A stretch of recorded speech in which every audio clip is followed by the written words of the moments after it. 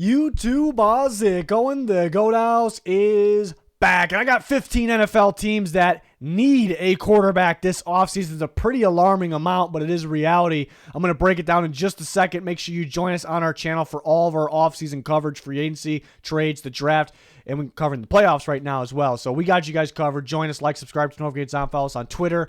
A lot going on there. And then sponsors, Liquid IV, GLD Shop, code GOAT. Starting with the Patriots, 15 teams. Like I said, this is one of the more obvious ones. Maybe the team that needs a quarterback the most based on play this year, and they are sitting at the third overall pick, so that's a big indicator as well. But, man, they bring in Bill O'Brien, and that was like maybe the best opportunity for Mac Jones to revive / kickstart, his career or get it going. And that, because of the connection, the Alabama background, and then that didn't happen. He played worse than expected, pretty brutal. Put in Bailey Zappi, not much of a difference, and it was pretty evident that they need a quarterback. Pretty evident. So, pretty obvious there. I think the draft seems like the most likely option. If Bill Belichick was still there, I'd actually probably say the opposite. I don't know if you would want to mess around with the rookie quarterback. I mean, maybe they have a lot of cap space, so maybe the option was to sign a Kirk Cousins or Russell Wilson when he's available, and that could still be the case because they have a lot of cap space, but, promoting Mayo, and there's just a lot of work needs to be done to that offense. The defense is pretty solid, but and with the third pick, I think that's most likely the option. But I could kind of see them going free agency and the draft. And a guy like Tyler Huntley, who's kind of young, has a lot of, not tremendous upside, but you really don't fully know what you're going to get from him. And in a way, that's kind of a good thing because he, looked decent when we saw him play. And it just seems like a type of guy the Patriots would roll with the plan of still targeting someone in the draft. But the draft is, it's pretty random. It's pretty mysterious. You never know what's going to go down. So maybe that could kind of be the guy just in case. I could see that. So it kind of give you some options. We don't just give you the 15 teams. I do a little extra, give you some other thoughts as well. Another team, the Falcons. Another very obvious one.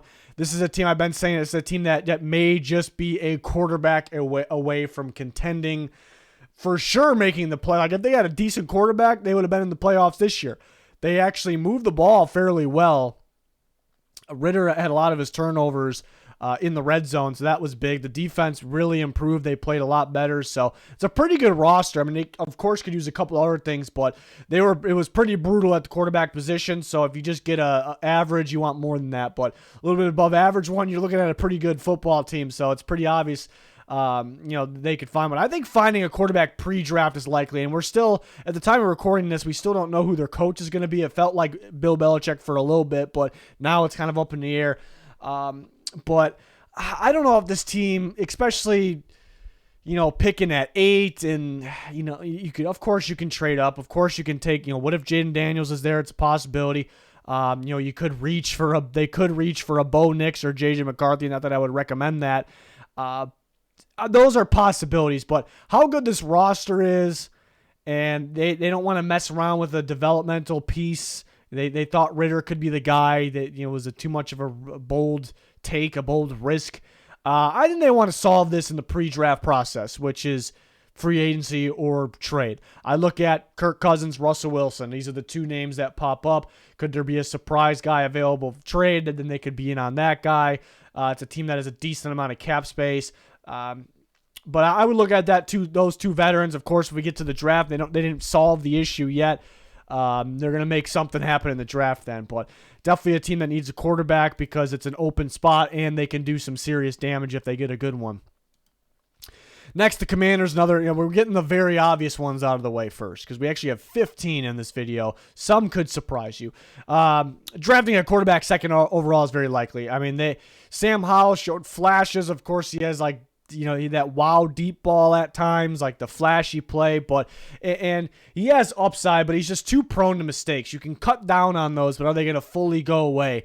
And some people will say, well, it's kind of just the turnovers, right? And I'd say wrong. Holding the ball a little too long obviously is an issue. Of course, the offensive line was not good. It was pretty damn bad, but he still holds the ball a bit, and some tactics he goes about going about scrambling and not ideal.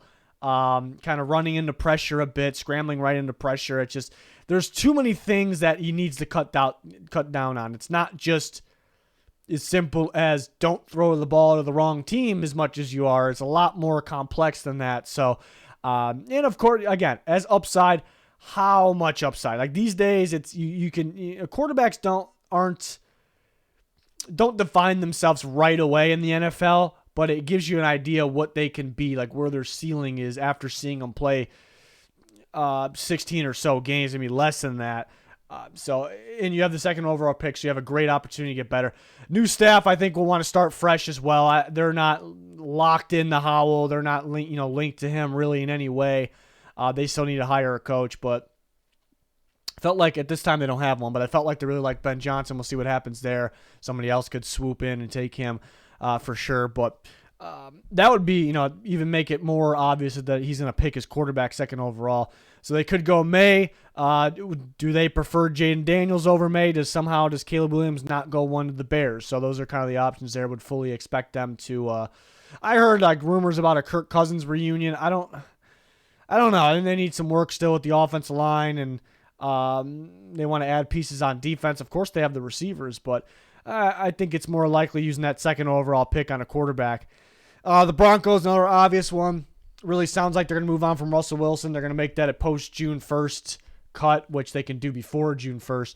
But they pretty much have to do that because they would actually lose money if they were to cut him the normal way. And they're going to look for the quarterback of the future. It was obvious like Stidham really wasn't anything there. He's kind of just a backup. In my opinion, I think Sean Payton would love Kirk Cousins or Baker Mayfield. I think those two guys stand out. I think he would really like Baker in his offense, Sean Payton, that is. But some obstacles there. They're very limited financially when it comes to the cap space.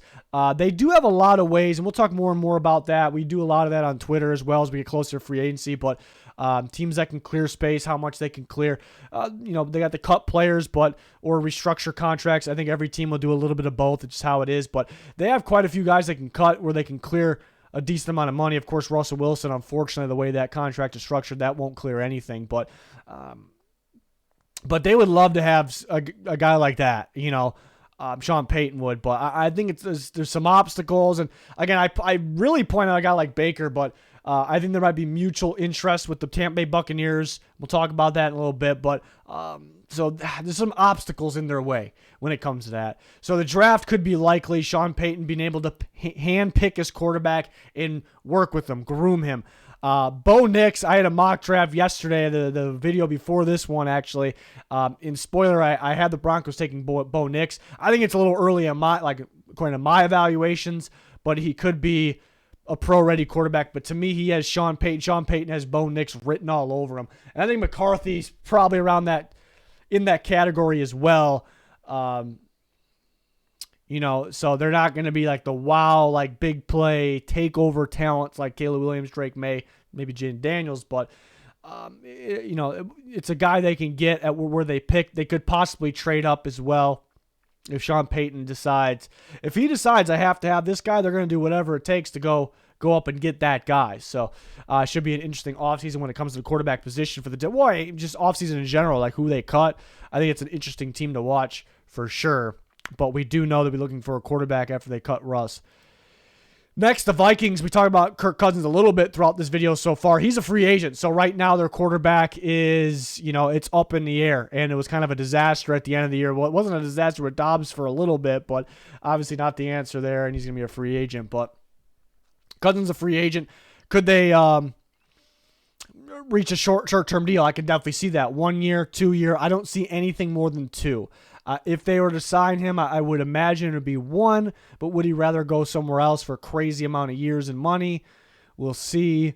I think it's interesting that he wasn't going to waive his no-trade clause at the deadline. They weren't going to trade him anyways. That came out. The Vikings weren't even looking to trade him, but it also came out that Cousins was not going to waive that if he were to be traded because he didn't want to get up and move. So I think he wants to be in Minnesota.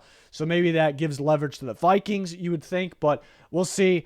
It could, again, 1 or 2 year deal, maybe a 1 year deal, but it could be a bridge quarterback. So I do really think they're after the quarterback of the future. There was some talk that they were kind of interested in maybe trading up if they had the opportunity last year in the draft. Things were a little too out of reach. They were too far back in the first round. So they're looking. So it could be Cousins, or we've heard Russell Wilson as that bridge quarterback. I do think they need to find a quarterback in the future. A big reason why they're on here is because of that, and because Cousins is a free agent. They actually do need a quarterback. It's a potential trade-up team. There was actually legit talk about it last year. I don't think it ever came that close because, again, they would have had to offer an insane amount because how far back they were picking. But now picking 11, it's a little more realistic. So I would watch for them. Could they sit put and take one of those surprise quarterbacks like Nix and McCarthy? I think they would want a little bit more of a gunslinger if they were to take a quarterback that early. So my feeling is they would be in on May, and maybe he may have to sort of drop a little bit more past 2 though. That'd be my feeling, kind of an O'Connell guy there. So definitely a team that could use a quarterback as their quarterback. They missed this year because of injury, and he is a free agent. Next, Tampa Bay Buccaneers, similar reason as the Vikings. Like they actually have a good quarterback, but technically they don't because they're free agents. Baker Mayfield is a free agent. He's the second best free agent quarterback after Kirk Cousins, and he had a really good year, and he still got that talent in him. He led the Buccaneers to not just the playoffs, but a playoff win as well. I'm fully expecting them. That's why it's kind of weird having the Bucs in this video because the Vikings are a little bit more up in the air. I expect the Bucs and Baker Mayfield to have mutual interest. I don't know if it's 100% fact. I don't know, but we could almost say like there's got like 99.99%. There's got to be mutual interest there in Tampa Bay and Baker Mayfield. But actually this morning, David Canellis was hired by the Carolina Panthers, division rival, as the head coach. He was the offense coordinator that came in, brought Baker in, worked out very well. Very good play caller, unpredictable play caller. Is a pretty solid hire for the Panthers. So does that complicate things? Kind of a question mark because, of course, sometimes when that happens, like the quarterback goes with the coordinator rather than the team. But they got Bryce Young over there. Like, Baker Mayfield's not going back to the Panthers. That'd be absurd. So that's not happening. But does it make Baker Mayfield like, change his opinion on Tampa? Like, maybe, because I feel like before that he probably would have taken even like if somebody else were to come along and offer more than Tampa, I still think he would have went back to Tampa unless it was way off. But now with his offense coordinator gone, maybe he entertains the idea if someone else offers more. My money is on mutual interest, and the Buccaneers maybe would offer the most for Baker because he's kind of a mystery, like up in the air what he could be elsewhere. So that'd be my early prediction.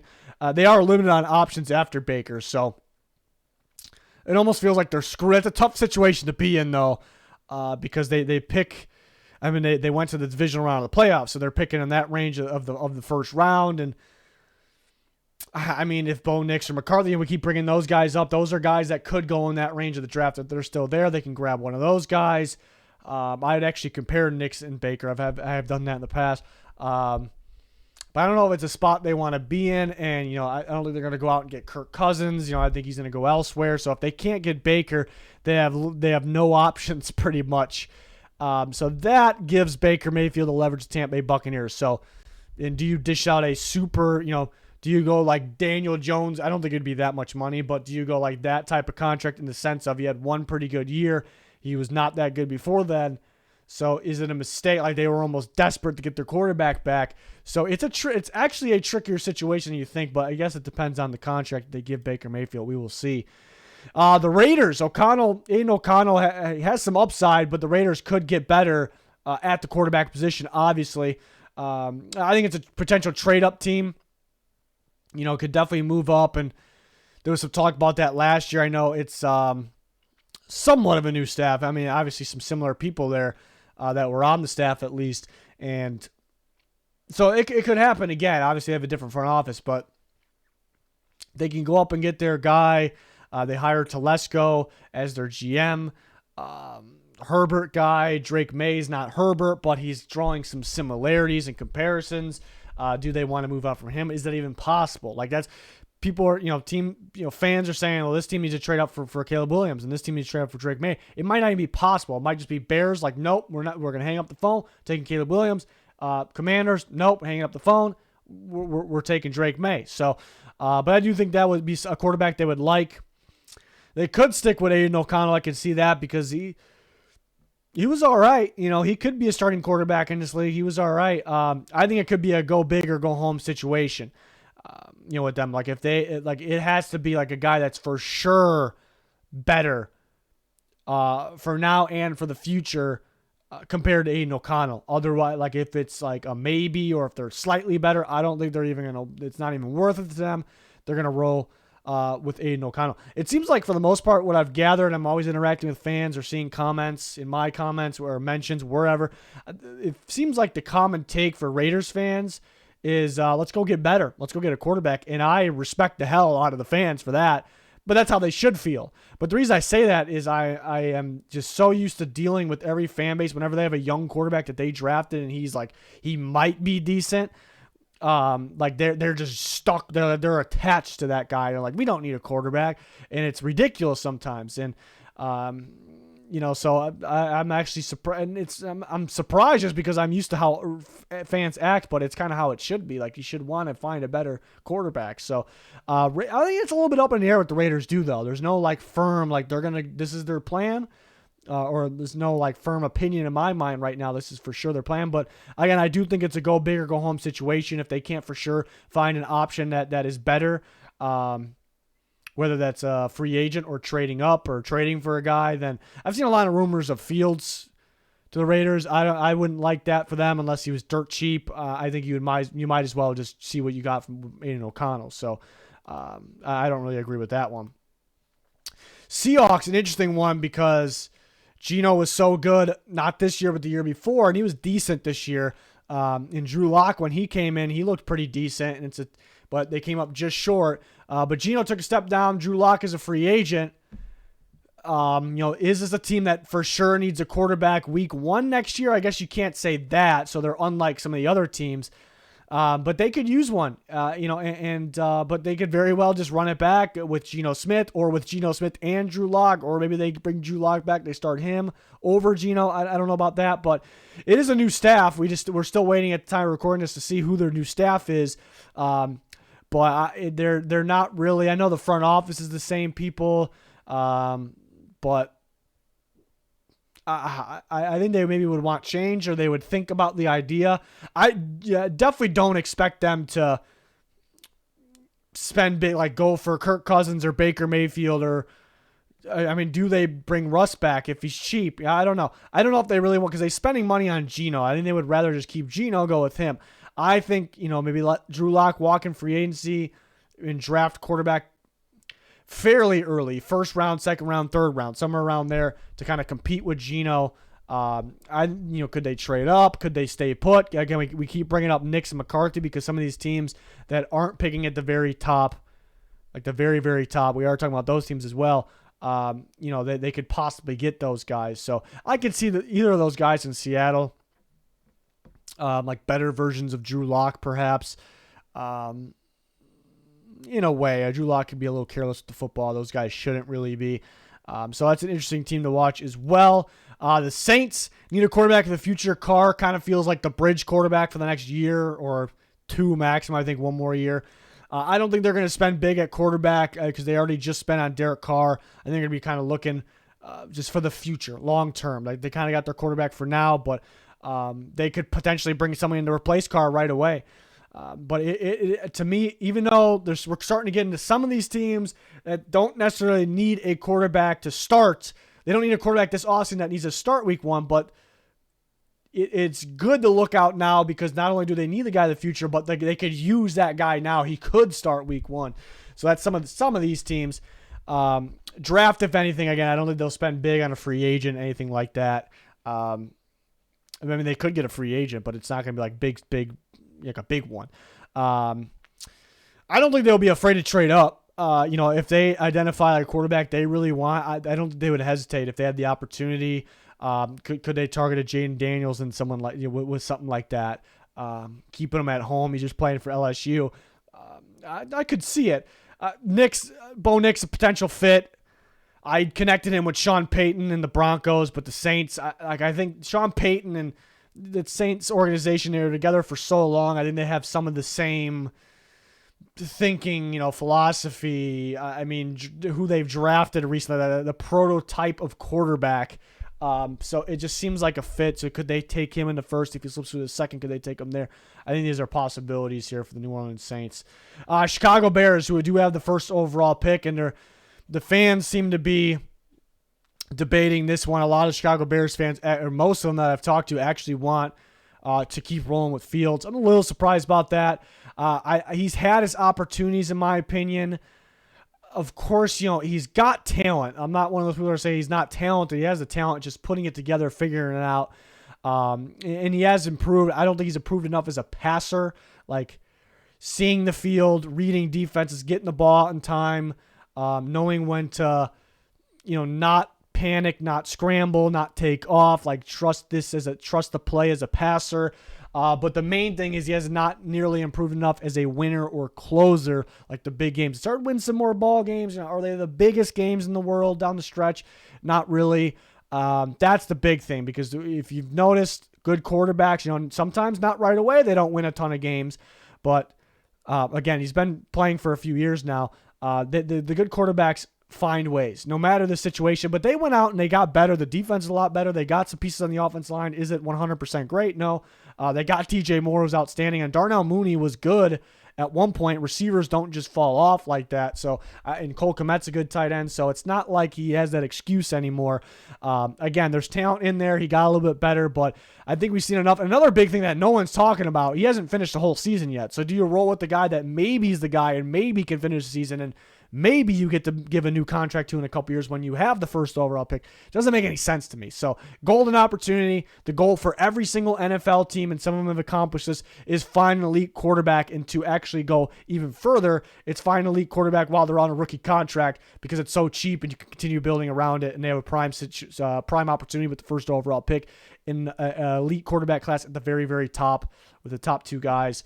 And some may say Jane Daniels as well. So top three guys. They have another early first round pick too. I mean, that just helps too. So, and they're starting to build that team. So to me, it's Williams or May at 1. Some talk a couple months ago that Caleb Williams could refuse to play for certain teams.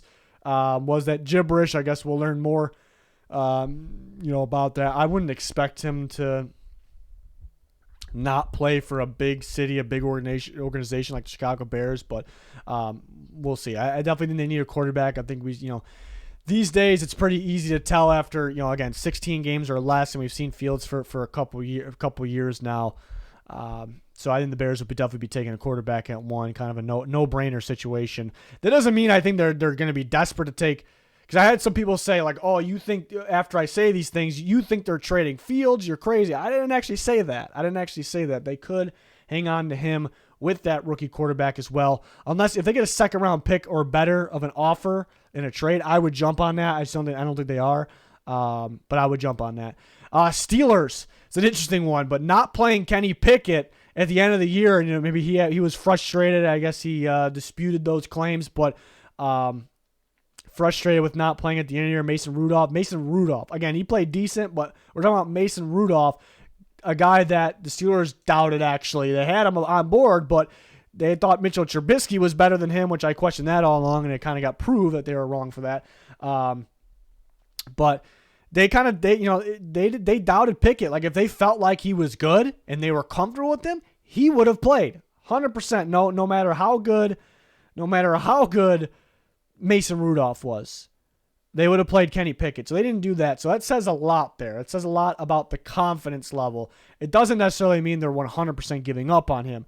Again, he has the upside. He's a weird one because he has talent, but he hasn't really shown it. The preseason this year, I know it's funny because you bring up the preseason, it means nothing, but he looked good. And it was like the types of throws and the accuracy and getting the ball out in time where it didn't really matter to me. It didn't really matter that it was preseason or not. If you can do that in an NFL game, you can do that in an NFL game. Of course, it's going to be harder in a real game, but he just doesn't seem like he's ready for the moment. That's the best way to explain him. Maybe he doesn't handle pressure well, pass rush pressure, but I meant actually heavy pressure. Is he ready for the moment? And a lot of panic in his game. So those are things are they going to get solved? Are they going to get fixed? Also, Mason Rudolph is a free agent. Trubisky's most definitely not the answer. So for these reasons, they need a quarterback. Because you can say it just because Rudolph's free agent. You could say it just because Pickett, they're not 100% confident. Nobody can sit here and tell me they're 100% confident in Pickett. Somebody will try to, but they're not going to convince me. They can be, you can say 99, that's fine. I don't agree, but so they're going to need a quarterback either way. Am I saying they absolutely need to panic and desperation mode, get one to start week one? I'm not saying that. Not saying that. They do have limited options, like where they're picking in the draft. Again, could one of those guys we've been mentioning throughout this video be there? There's a possibility. That's kind of their range of the draft. They could take one, but they at that point, like we're talking McCarthy, like I would just rather go with Kenny Pickett. Like I'm worried about Kenny Pickett, but I would much just rather draft a really good first round player and roll with Kenny Pickett than have two Kenny Pickett's in there, McCarthy and Pickett. It makes no sense to me. So I'm not sitting here and say force another quarterback to start week one. Not saying that, and they are limited on options, but because their lack of confidence, even if it's a little bit in Pickett and that Rudolph's a free agent, we got to put them in this video here. Next, we got the Colts. Interesting one. Anthony Richardson's the guy. A lot of upside. We didn't see a whole lot from him, but based on that play, his numbers passing-wise, were they that great? No, but I'm not really a numbers guy. I'm a watch on the field, watch him in the game type guy.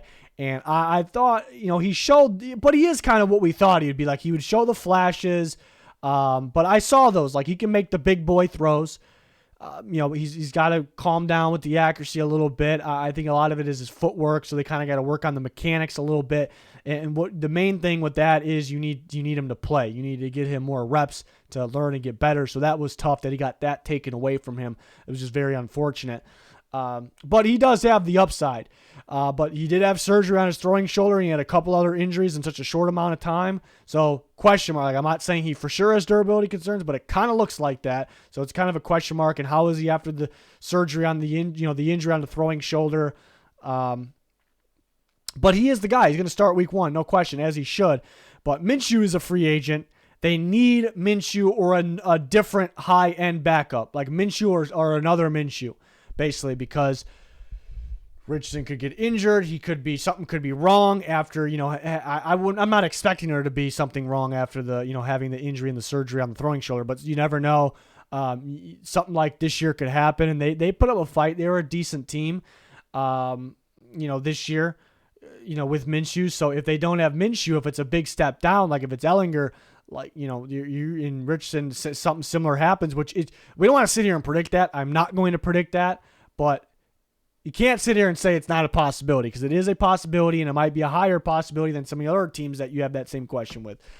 So if they have to go with Ellinger all year, like, I think they're in trouble. It's going to be better than, the Jeff Saturday, Sam Ellinger, I should say, days, because Steichen is just a better coach, and had a little more prepared. But they're going to need one. They're going to need one pretty bad for needing a backup, a guy that could potentially start. They need one pretty bad.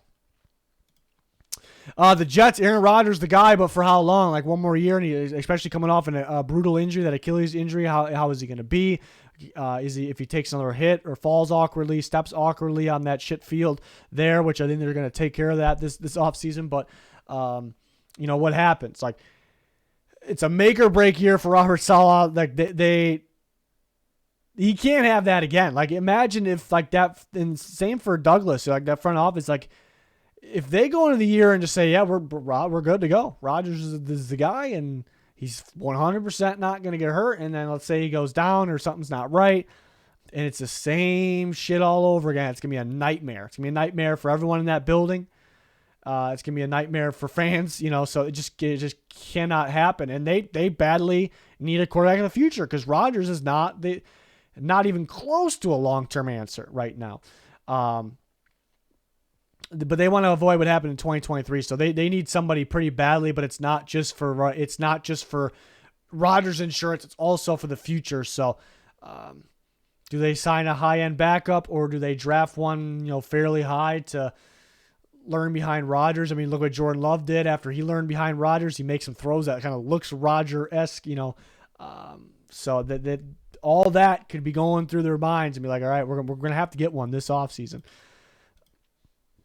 Giants are next. I mean, they need a quarterback. I said that at this time last year too. I wasn't trusting that Daniel Jones was the guy, and they gave him that crazy contract. They need a quarterback, but they very well could think they're set with Daniel Jones. I think they do.